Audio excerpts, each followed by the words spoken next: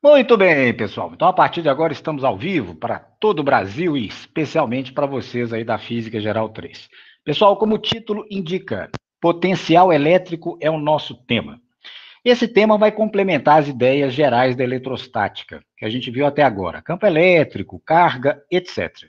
Na verdade, vocês vão ver, e já vamos começar com uma situação bem concreta, que é esse o elemento físico conceitual que mais aparece no dia a dia.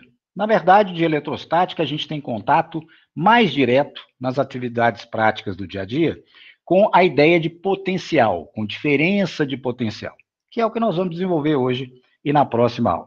Então, para começar, nessa imagenzinha, a gente tem uma motivação do cotidiano aí para entrar no assunto, certo? O que a gente lê aí? Bom, isso aí é uma placa que está numa cerca eletrificada. Está em inglês, provavelmente está lá na fronteira dos Estados Unidos com o México.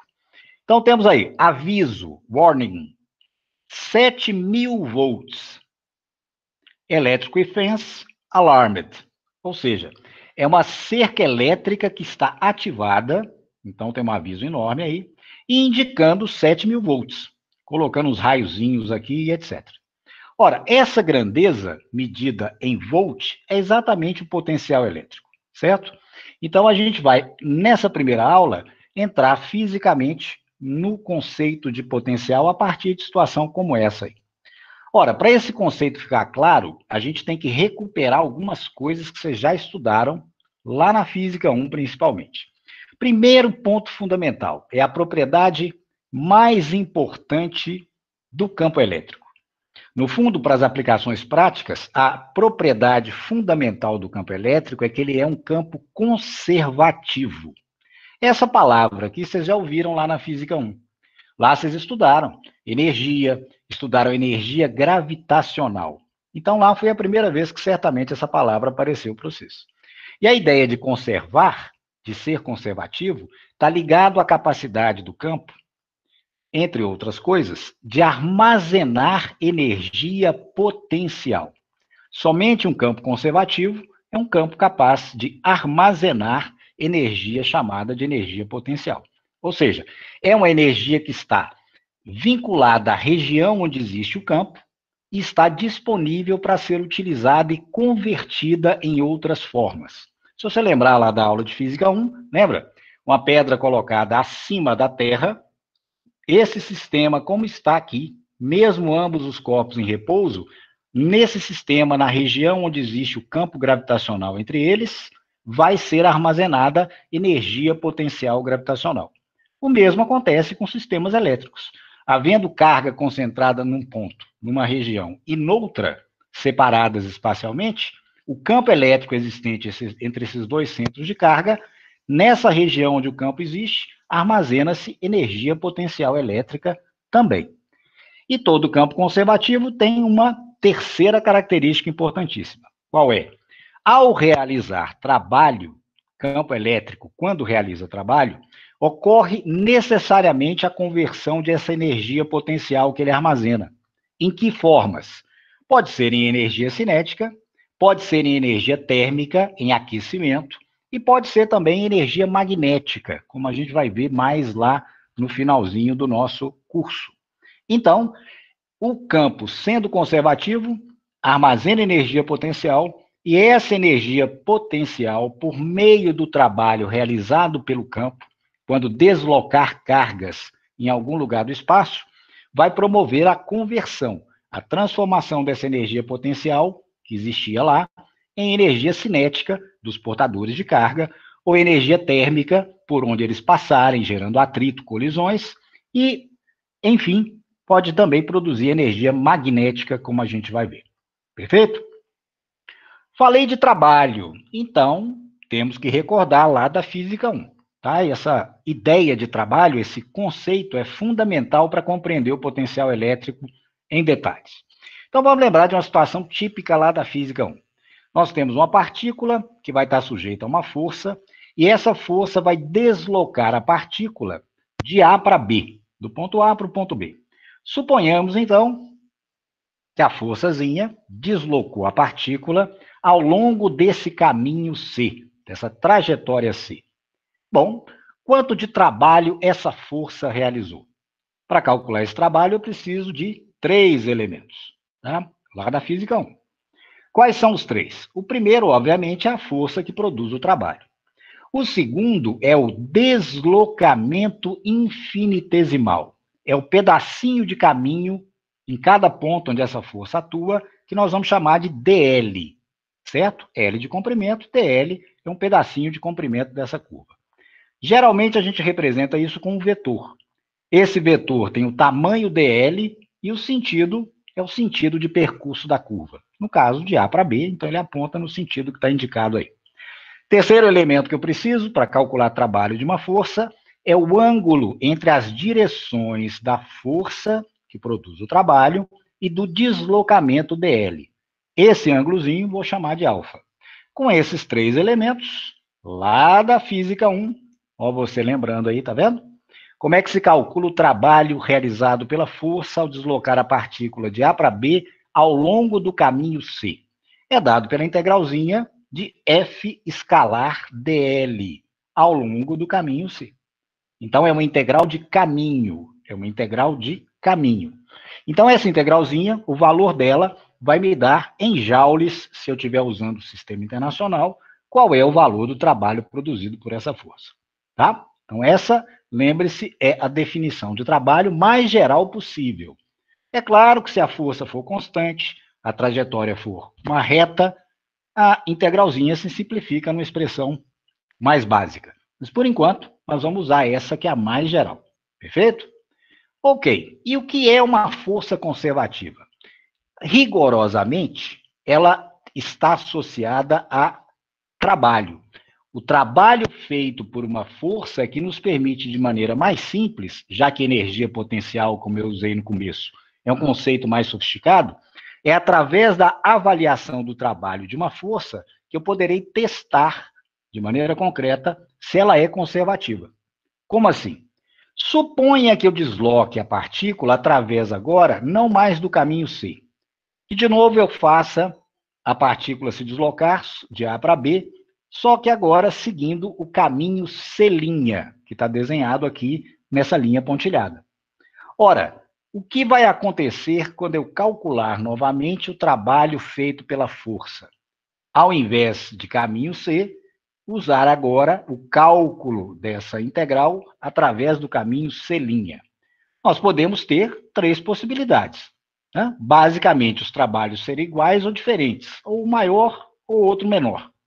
E nesse caso, o que acontece para que a força seja conservativa? O que deve acontecer? Ora, para que a força seja conservativa, o trabalho realizado ao longo do segundo caminho tem que ser exatamente igual ao trabalho realizado pelo primeiro caminho.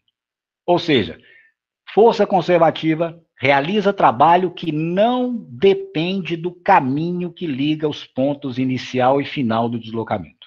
Se o trabalho da força não depender do caminho, se ele for o mesmo para C ou para C', quaisquer que forem C e C', então essa força é conservativa. Então, esse é o primeiro conceitozinho absolutamente fundamental para o que nós estamos tratando aqui. Se o trabalho realizado entre 2 pontos, trabalho W, entre pontos A e B, for independente da trajetória, como eu enfatizei, se o trabalho ao longo da curva C for exatamente o mesmo que o trabalho ao longo da curva C', realizado pela mesma força, entre os mesmos pontos A e B, então esse campo de força é conservativo. E isso vale para os campos mais fundamentais que a gente tem na natureza. O gravitacional obedece a essa propriedade. E o elétrico também. Os dois variam com o inverso do quadrado da distância. E num curso mais avançado, a gente demonstra que, por esse fato, por ser um campo central que depende do inverso do quadrado da distância, tanto o campo gravitacional quanto o elétrico têm essa propriedade. O trabalho realizado por eles não depende do caminho que liga A e B. Quaisquer que sejam os caminhos, entre os mesmos 2 pontos, o trabalho realizado pela gravidade ou pelo campo elétrico será o mesmo. Então, os dois, por isso, são conservativos. Entendido, então? Lembra dessa propriedade que ela é extremamente importante. Mas temos que falar de outros conceitos, não é? Lembra lá da introdução? Falei de energia. Então nós temos que lembrar lá da física 1 mais coisas. Primeiro, energia cinética e potencial. A energia cinética é a energia de uma partícula de massa m e velocidade v. Então, lembrando da física 1, nosso segundo conceitinho importante, energia cinética, que eu vou representar por K maiúsculo, é massa da partícula, módulo de sua velocidade ao quadrado sobre 2. K igual a mv2 sobre 2. Isso é energia cinética de uma partícula. Muito bem. Qual a relação de trabalho com energia cinética? Lá na física 1 também foi demonstrado isso para vocês. O trabalho resultante, o trabalho total produzido sobre uma partícula, sempre será igual à variação delta de K de sua energia cinética. Perfeito? Então, a relação trabalho e energia cinética é um teoremazinho demonstrado lá na física 1. Trabalho total produzido sobre a partícula sempre será igual à variação de energia cinética da partícula. Certo? E a energia potencial? De onde que ela vem e o que ela é? Qual é a ideia fundamental? É uma energia de configuração, de estado do sistema. Certo? Pondo em palavras, a energia potencial, que a gente vai representar pela letra U é energia potencial, é definida pelo estado de configuração do sistema físico, sendo uma função de quem? Do afastamento relativo dos seus componentes. Pense no caso Terra e corpo próximo da Terra. Lembra? Porque a energia potencial gravitacional é a mais simples e a mais comum, com a qual a gente tem mais familiaridade. Lembra lá? Terra, massa m. Mudando a altura do corpinho de massa m em relação à superfície da Terra, você está mudando o estado de configuração. Configuração é arranjo. Aqui eles estão mais próximos, aqui mais distantes. Então é isso que eu quero dizer. Ó. Toda energia potencial depende do estado de configuração do sistema. E é uma função exatamente do afastamento relativo dos componentes dele, Terra e massa m. E no caso elétrico, mesmíssima coisa. Sempre que eu tiver energia armazenada em algum sistema, provavelmente eu terei um centro de cargas, gerador do campo, e um outro conjunto de cargas que vai sofrer a ação do campo. Então, eu tenho componentes do sistema. Conforme o afastamento relativo deles, eu terei maior ou menor energia potencial eletrostática ou elétrica, certo? Então, aqui a gente pode usar essa ideia geral para o caso elétrico também. O que mais que nós temos que recordar? Mais um conceitozinho importante, conceito 3. O trabalho de um campo conservativo, nós já vimos que não depende da trajetória. Esse é um fato. Um segundo fato é, e quantitativamente, qual a relação do trabalho do campo conservativo com essas duas energias que normalmente sempre aparecem nos sistemas físicos quando há realização de trabalho? Que tipo de relações há entre trabalho de um campo conservativo, energia cinética e potencial? Primeira relação. O trabalho produzido pelo campo conservativo, seja gravitacional ou aqui agora elétrico, sempre equivalerá, será igual a menos a variação da energia potencial entre os pontos A e B nos quais o campo realizou o trabalho. Luciano, por que desse menos aqui? Esse menos indica diminuição. Quando o campo realiza trabalho, ele tem que usar a força elétrica, vai utilizar energia potencial para converter em cinética ou outras formas. Portanto, ao realizar trabalho, haverá diminuição da energia potencial do sistema para que outras modalidades de energia surjam. Ou seja, para que haja aquela conversão de energia que eu citei no início da nossa aula. Então, todo o trabalho de uma força conservativa equivalerá ao decréscimo, à diminuição da energia potencial que antes estava estocada, armazenada no sistema. Muito bem. Então, ao deslocar objetos num campo elétrico, se o campo fizer um trabalho de 30 joules, a energia potencial do sistema vai diminuir de 30 joules. Exatamente a quantidade usada para o campo realizar trabalho. E aí? O que acontece com a energia que sumiu? O campo é conservativo. Energia se conserva, então terá que aparecer uma quantidade igual de energia de outra modalidade. Pode ser, por exemplo, energia cinética. E aí, nesse caso, como é que a gente contabilizaria as quantidades de energia potencial, que diminuiu, e energia cinética, que foi gerada? Exatamente lembrando que, como o trabalho resultante é variação de energia cinética, então no lugar de ΔB, posso colocar variação de energia cinética, da partícula que o campo transportou.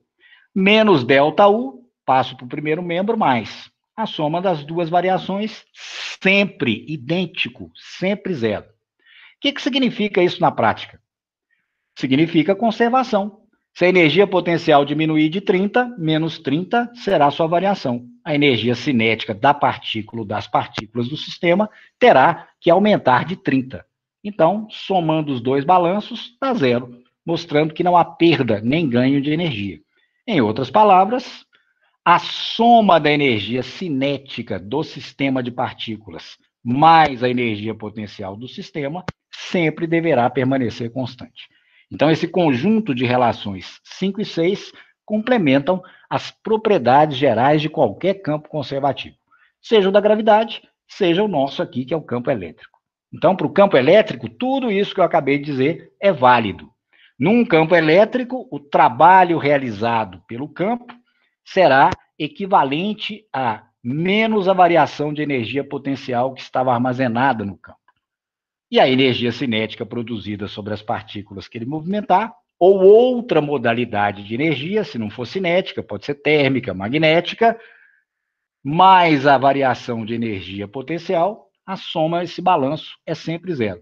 Exatamente para que o total de energia do sistema se conserve, certo? Então, essas relaçõezinhas fundamentais que a gente herda lá do conceito de força conservativa da Física 1 são base para a gente usar na modelização da ideia de potencial. Então, agora vamos aplicar essas ideias para o nosso universo presente, que é exatamente o campo elétrico. Então, vamos considerar um primeiro exemplozinho para fixarmos essas ideias todas de revisão. Então, aí na imagem 2, o que a gente tem? A gente tem um fio, é um fio isolante, que está carregado com densidade de carga lambda.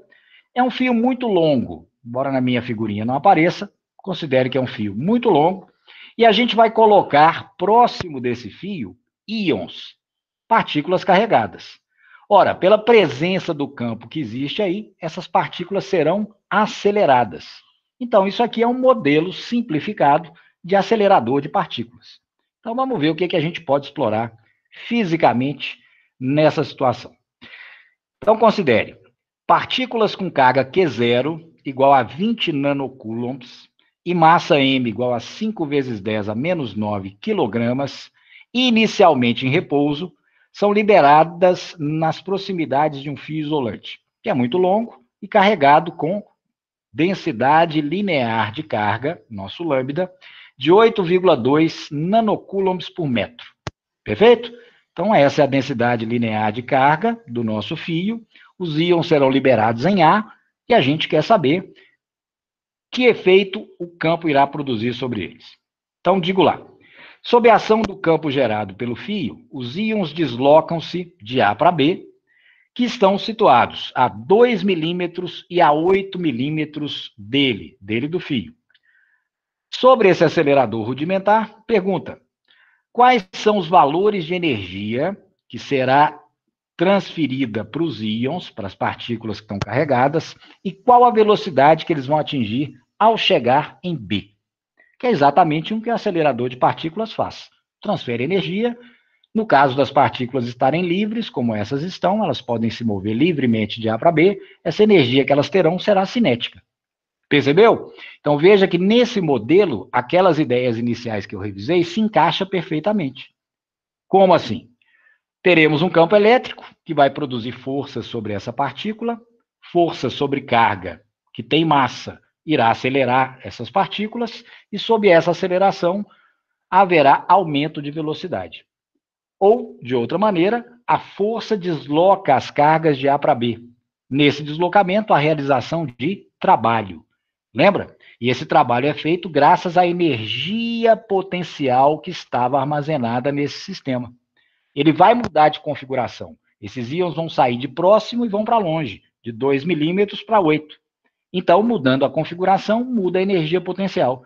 Nesse caso, haverá diminuição de energia potencial quando o campo realizar trabalho empurrando as cargas de A para B. Como a energia tem que se conservar, o campo é conservativo, haverá ganho de energia cinética pelas partículas que se movem.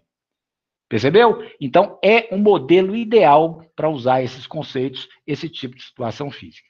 Pois bem, mas aqui nós vamos precisar fazer várias etapas até chegar nos valores da energia e da velocidade. Por quê?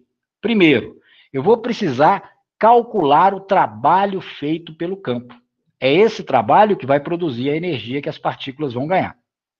Bom, mas trabalho depende de quê mesmo? Da força atuante e do deslocamento. Ora, o deslocamento eu tenho. As partículas vão se deslocar de RA igual a 2 para RB igual a 8. Então, elas têm um deslocamento de 6 milímetros. Mas e a força? A força depende do campo. O campo foi fornecido? Não foi. Então, o primeiro detalhe que eu tenho que resolver aqui é encontrar o campo elétrico que irá produzir força capaz de realizar trabalho. Então, nossa missão é calcular esse campo. Como é que nós vamos encontrar o campo produzido por esse fio isolante, muito longo? A gente já sabe essa resposta. Lá no capítulo de campo elétrico, a gente calculou isso.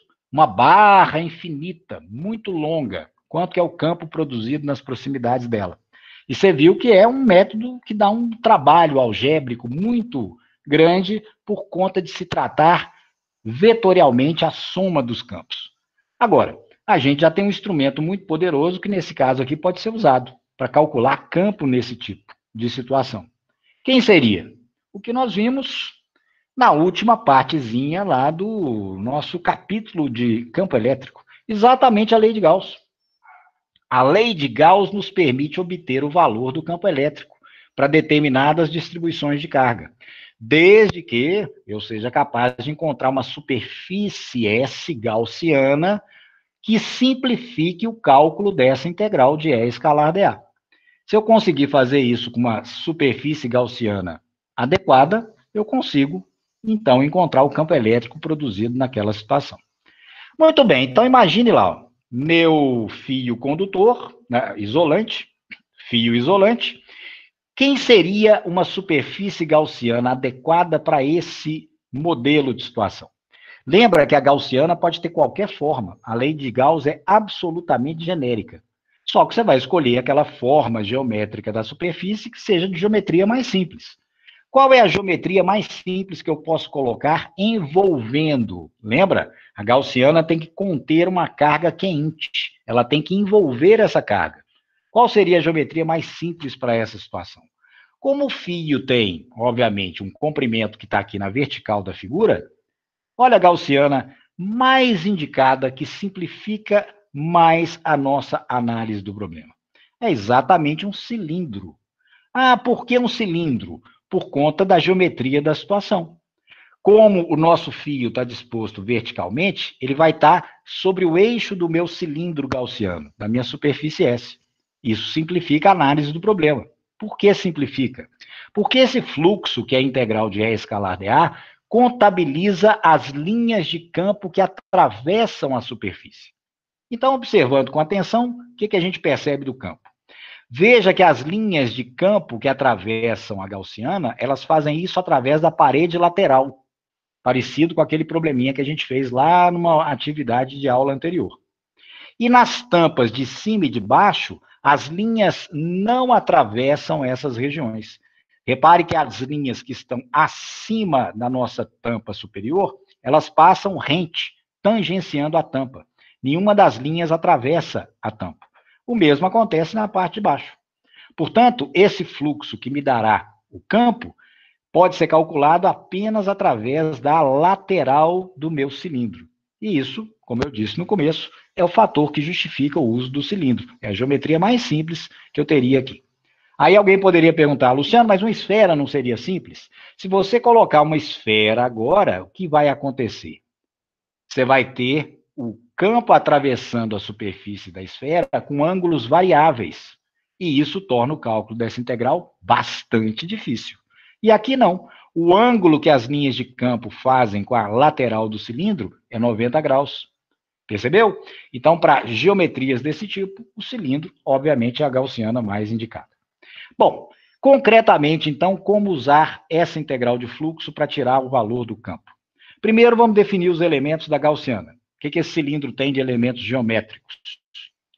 De elementos geométricos, ele tem um comprimento L e tem um raio Rzinho. Perfeito? Então, isso vai me permitir calcular aqui a integral de fluxo. O lado direito da lei de Gauss, o que contém? A carga envolvida lá pela superfície gaussiana. A carga que está no interior. Esse int, lembra? É de interior, interna. A carga que está exatamente aqui dentro do meu cilindrinho gaussiano. Perfeito? Então, tenho todos os elementos para desenvolver a minha integral de fluxo. Então, vamos lá. Quem que será E escalar dA?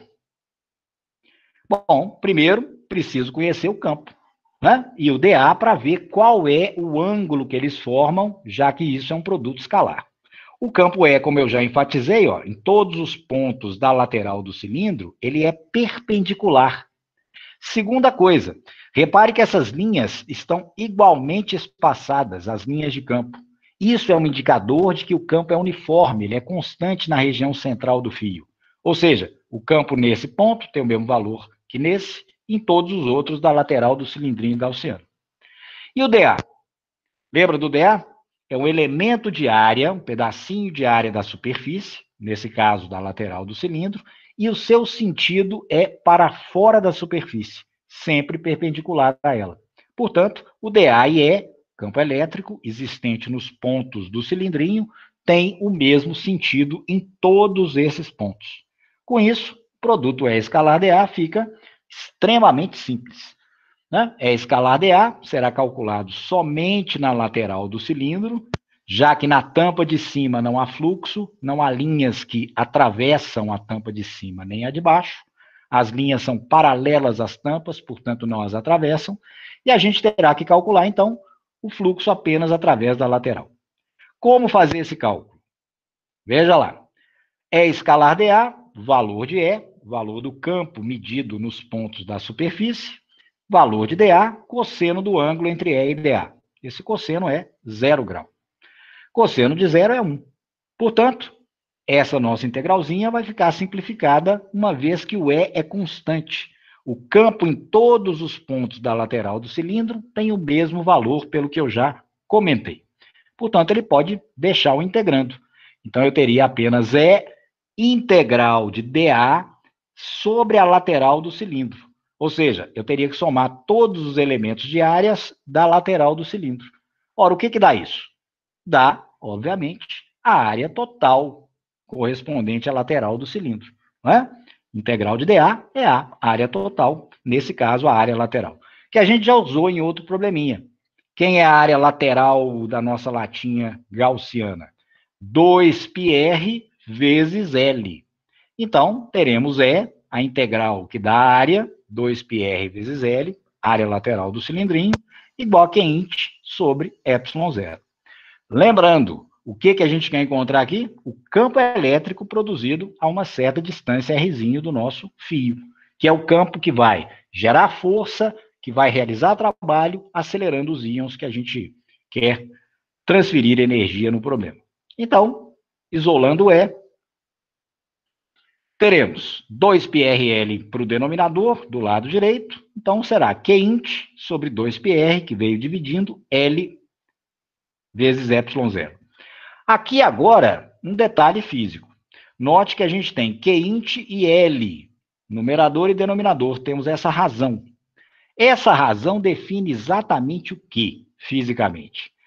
Carga por L. Lembre-se que L é exatamente esse comprimento aqui, ó. Portanto, se eu dividir carga Qint por L, que é esse comprimento, o que a gente vai encontrar é densidade linear de carga. É exatamente o nosso lambda, que foi dado, que é uma característica física do projeto aí do acelerador de quem montou. Então, a expressãozinha final do campo, produzido por essa distribuição de carga contida nesse fio comprido, é lambda sobre 2πε0 Rzinho. Expressão 1.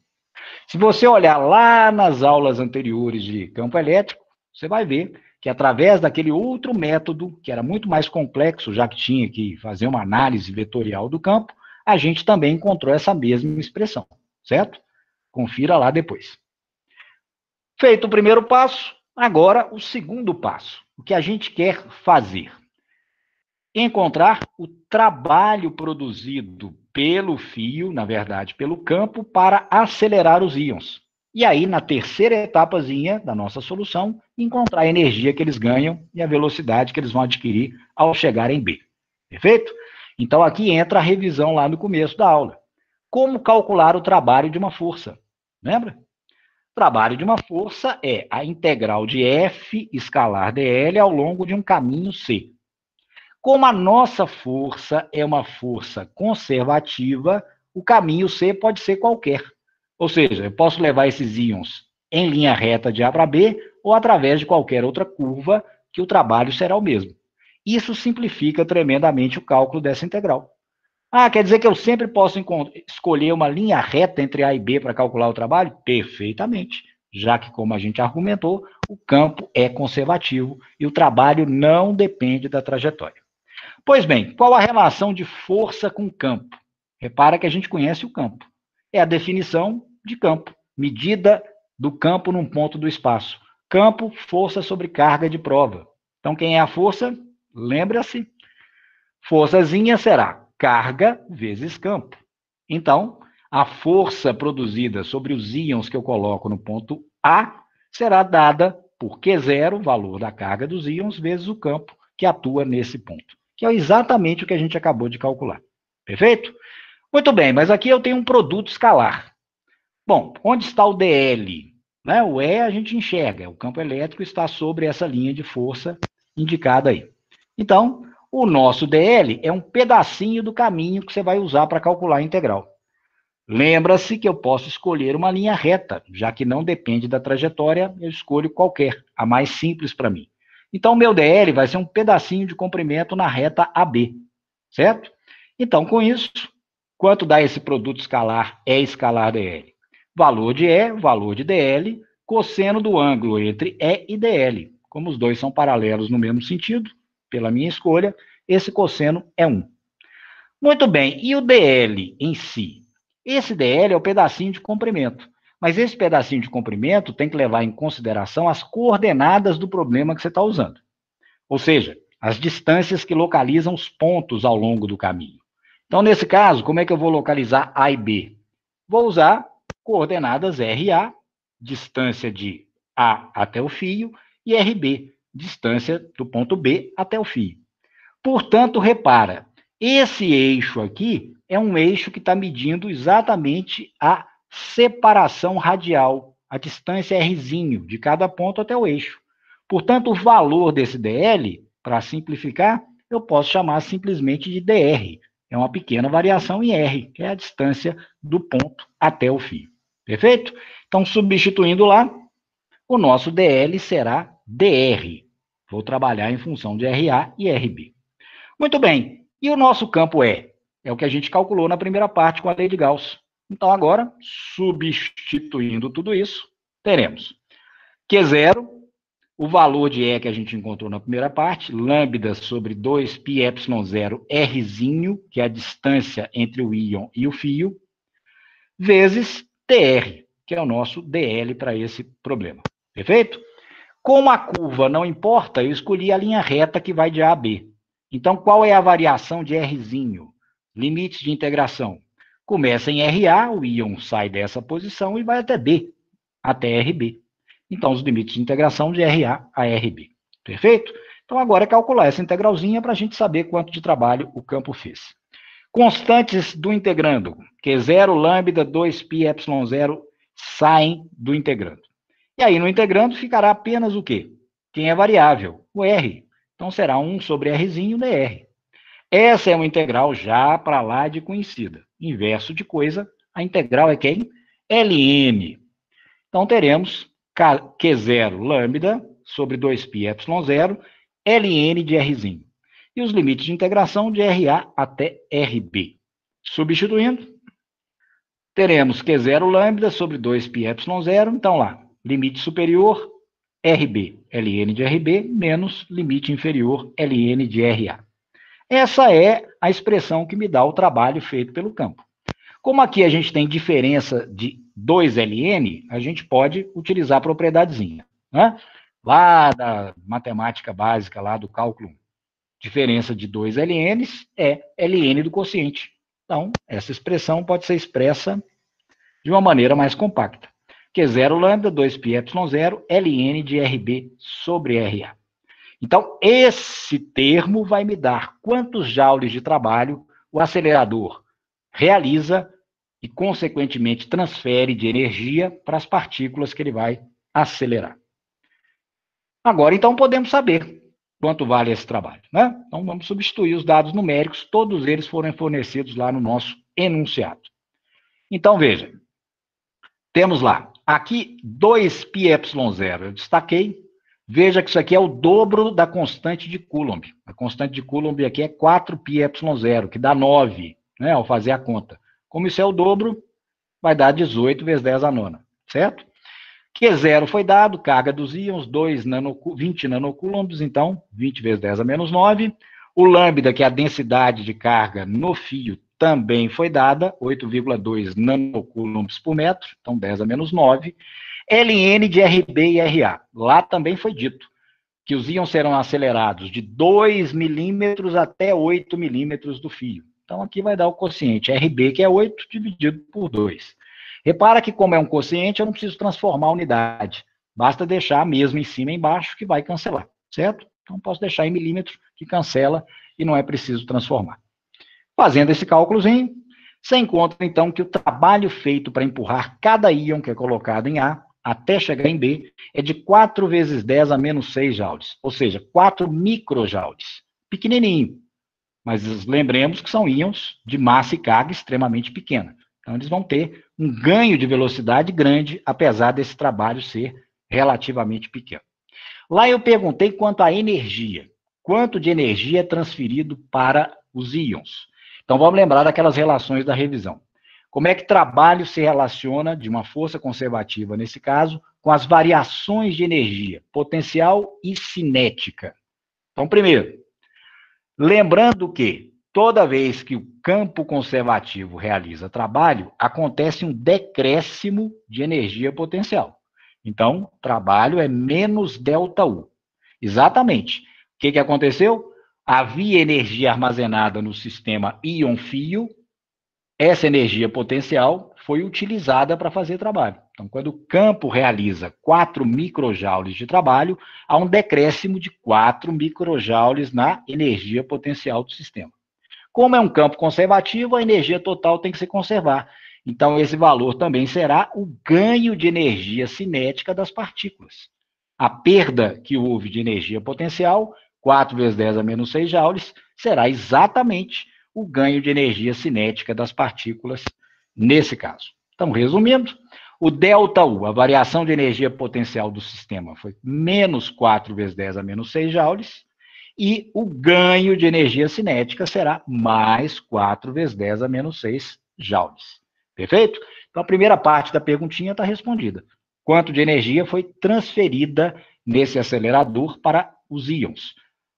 4 microjoules, então, transferidos aos íons. Perfeito? Segunda parte. E a velocidade que eles atingem? Ora, lembra que isso aqui é variação de quem? De energia cinética. E a gente lembrou lá como calcular energia cinética de uma partícula. Então, sabemos que o ΔK é 4 vezes 10 a menos 6. Esse ΔK, quem é? Variação de energia entre A e B. Então, energia cinética em B, que é a final, mVb ao quadrado sobre 2. Menos, já que é variação, energia cinética inicial é mVa ao quadrado sobre 2. Lembrando que eles são colocados em repouso, lá no ponto A. Se são colocados em repouso, velocidade inicial, velocidade em A, 0. Então, daqui, repara que você pode isolar o valor de Vb, a velocidade final que eles vão atingir. Então, o 2 e o m vão para o segundo membro. Tirando a raiz quadrada, já que é v ao quadrado, teremos raiz de 2 sobre m, 4 vezes 10 a menos 6, que já estava no segundo membro. A massazinha dos íons foi dado. Então, massa 5 vezes 10 a menos 9 quilogramas. VB igual a 40 metros por segundo como velocidade final atingida pelos íons. E aí você deve estar pensando, bom, e os volts? Onde é que eles aparecem? Eles vão aparecer exatamente como energia também. Eles estão associados à quantidade de energia que um campo elétrico pode transferir ao movimentar cargas. Vamos ver aí o contexto de definição propriamente para o potencial e para a chamada DDP. Resumindo, aí na imagem 5, ideia central que a gente tratou até agora. Campo elétrico produz forças sobre cargas colocadas no seu interior. E esse campo, caso realize trabalho deslocando as cargas, pode fazer isso levando as cargas de um ponto A a um ponto B através de um caminho C. Lembrando, o caminho C pode ser qualquer um. Nesse caso, o campo sendo conservativo, qualquer que seja a curva C, o trabalho realizado é o mesmo. Isso sugere que existe alguma propriedade física especial que seja característica dos pontos A e B.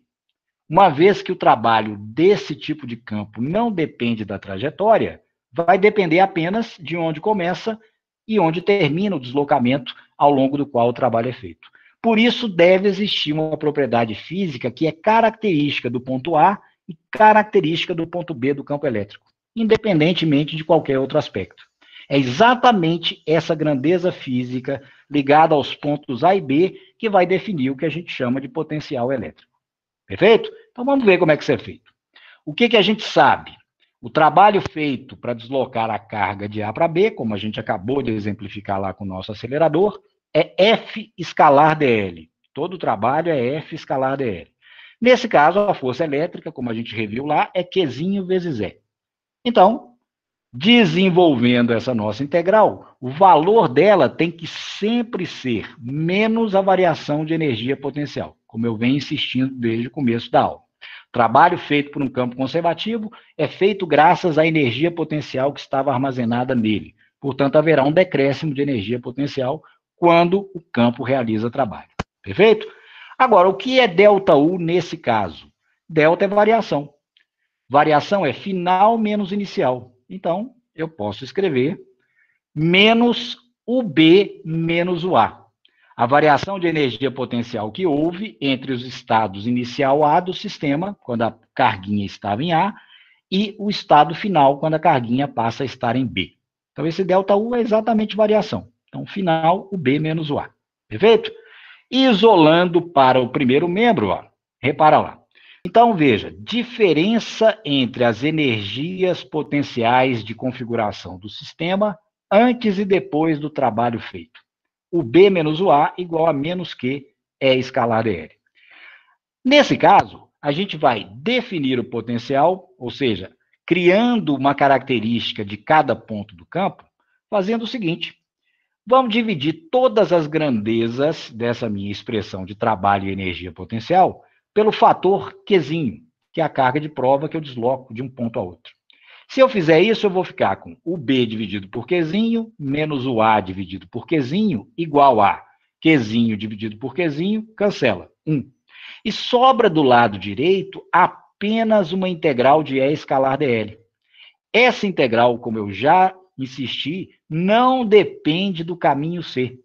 Isso significa que o número que você vai encontrar aqui será sempre o mesmo para os mesmos pontos A e B.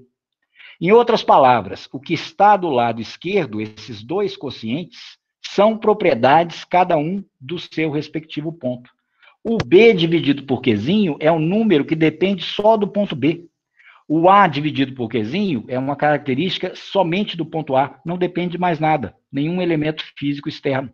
Portanto, a gente pode usar esse quociente como característica do ponto A e do ponto B. Essa característica é exatamente o quê? Energia potencial por unidade de carga, que é o que matematicamente está escrito aqui. U é energia potencial e carga, a carga que está sendo transportada, ou colocada em B, ou colocada em A. Então, aqui eu tenho joules por coulomb, quantidade de energia potencial que o sistema armazena quando uma carga é colocada em B. E o mesmo elemento físico quando a carga é colocada em A. Por isso, a gente pode definir esse quociente como uma nova unidade de grandeza física. Essa unidade será o Joule por Coulomb. Joule de energia potencial, Coulomb de carga. E é uma grandeza extremamente importante, para isso o nome dela vai homenagear o Alessandro Volta, físico italiano, que criou a pilha e etc.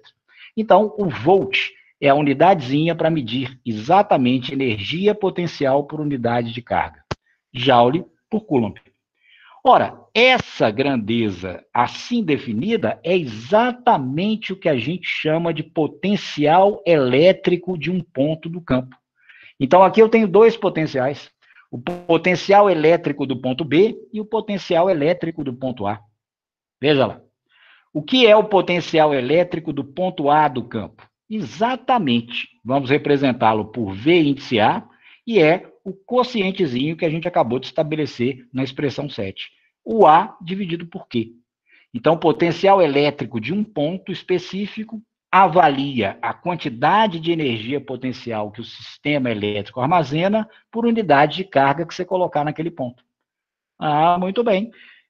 E o potencial elétrico do ponto B? Mesmíssima coisa. Potencial elétrico do ponto B é exatamente energia potencial que o sistema armazena por unidade de carga que você colocar onde? No ponto B. Perfeito? Então, aqui temos a definição formal de potencial elétrico. E a nossa expressãozinha número 7, usando agora a ideia de potencial elétrico, passa a ser o quê? Esse quociente U sobre Qzinho é exatamente o potencial do ponto B. O A por Qzinho, potencial elétrico do ponto B. Que a diferença entre os potenciais do ponto B e do ponto A é a integral, a menos do sinal, de E escalar dl entre A e B. Perfeito? Resumindo, então, nossa expressão número 8 tem potencial de B menos potencial de A menos integral de E escalar dl de A até B. Observe esse menos é diferença, um menos o outro. Então, aqui nós temos uma diferença de potenciais. Isso é abreviado por essa siglazinha, DDP. E a gente pode colocar aqui um delta, já que é uma diferença, né? Então, posso abreviar VB menos VA por ΔV. Esse ΔV vai ganhar três nomes. O nosso ΔV, a diferença entre VB e VA, é DDP, diferença de potencial elétrico. Ou seja, diferença entre os potenciais dos pontos B e A. Mas ele também costuma ser chamado por tensão elétrica. Ah, rede de alta tensão. Sim, significa que entre pontos daquela rede há uma diferença de potencial de tantos volts, ou seja, uma tensão elétrica entre esses pontos. Ou ainda um terceiro nomezinho, que é mais usado aí no dia a dia, é a voltagem entre os pontos A e B. Quaisquer dos três termos podem aparecer num contexto que você estiver estudando fenômenos dessa natureza. Perfeito? Então, a nossa expressãozinha geral para potencial elétrico acaba sendo convertida na número 9. Então, a diferença de potencial elétrico, DDP, a tensão elétrica ou a voltagem entre dois pontos, sempre será calculada como menos a integral de A até B, do ponto A até o ponto B, de E escalar dl, do campo elétrico existente entre os pontos A e B, escalar dl, como a gente fez no exemplo anterior. Perfeito? Então, essa é a relação 9 que define de maneira genérica a chamada diferença de potencial. Lembrando sempre que o potencial em si, o VA e o VB, é energia por carga, energia potencial por unidade de carga que estiver em A ou que estiver em B. Ah, sim, e a nossa cerca elétrica lá do começo? Aqueles 7.000 volts. O que significa aquilo? Então, vamos considerar aí, na nossa imagenzinha número 6, a reprodução de uma situação possível de acontecer. Então, temos aí aquela cerca, aquela do começo, certo? Temos lá a indicação que havia, que eu abreviei aqui por kV, kilovolt, né? Lembra? 7.000 volts, 7 kilovolts. Pois bem, o que significa aquele número? Aquele número significa que entre um ponto de um dos fios da cerca e o solo, possivelmente, existe uma diferença de potencial, uma DDP, uma tensão, uma voltagem de 7.000 volts, 7 kilovolts. Ah, Luciano, na prática, o que é isso? Olha aqui a equação número 9. Uma dada diferença de potencial corresponde a um trabalho possível de ser realizado pelo campo elétrico ao transportar cargas de A para B. Ah, perfeito. E qual seria esse transporte de cargas de A para B? Imagine a situação que alguém vai estabelecer um contato entre o ponto A da cerca e o solo. O que vai acontecer com esse indivíduo? Veja lá o que vai acontecer com ele, né? Ele vai receber uma descarga elétrica. O que é essa descarga elétrica? É exatamente o transporte de cargas de B para A, nesse caso, né? Então, considerando aí que são elétrons que estejam sendo transferidos da Terra, do ponto B para o ponto A da cerca, através do corpo dele. Ah, perfeito. Então quer dizer que o campo realiza trabalho graças a DDP que existe, de 7.000 volts entre A e B. Sim. E quanto vale esse trabalho? Depende da quantidade de carga que estiver sendo transferida. Veja lá. Se a DDP é de 7 kV, isso significa o quê? Lembra da definição de volt? Joule por coulomb. Então aqui serão quilojoules, 7.000 joules para cada coulomb. Ou seja, o campo elétrico estabelecido quando a pessoa fecha o contato entre A e B, nessa região dentro do corpo dela, através do seu corpo, esse campo vai transferir 7 kJ de energia a cada 1 coulomb de carga que for levado pelo campo de B para A. Perfeito?